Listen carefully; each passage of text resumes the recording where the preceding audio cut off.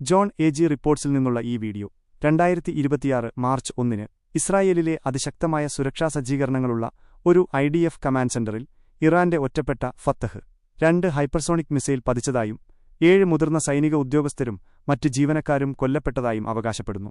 ഇസ്രായേലിന്റെ അത്യാധുനിക പ്രതിരോധ സംവിധാനങ്ങളായ ആരോ, താഡ്, പാട്രിയറ്റ് എന്നിവയെ മറികടന്നാണ് ഈ മിസൈൽ എത്തിയതെന്നും 10ഓളം ഇന്റർസെപ്റ്ററുകൾക്ക് ഇതിനെ തടയാനായില്ലെന്നും വീഡിയോ ഉറപ്പിച്ചു പറയുന്നു. വിശകലനത്തിലെ പ്രധാന പോയിന്റുകൾ ഇവയാണ്.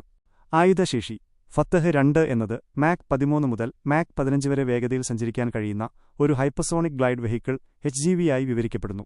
പ്രവചിക്കാനാകാത്ത രീതിയിൽ സഞ്ചരിക്കാൻ കഴിയുന്നതിനാൽ പരമ്പരാഗത ഇന്റർസെപ്റ്ററുകൾക്ക് ഇതിനെതിരെ ഫലപ്രദമാകാൻ കഴിയില്ല.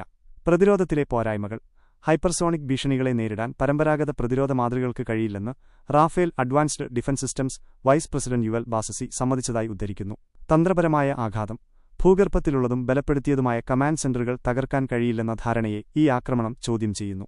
അമേരിക്കയും ഇസ്രായേലും ചേർന്ന് ഇറാന് നേരെ നടത്തിയ ഏകോപിത ആക്രമണത്തിനുള്ള മറുപടിയായാണ് ഇതിനെ ചിത്രീകരിച്ചിരിക്കുന്നത്.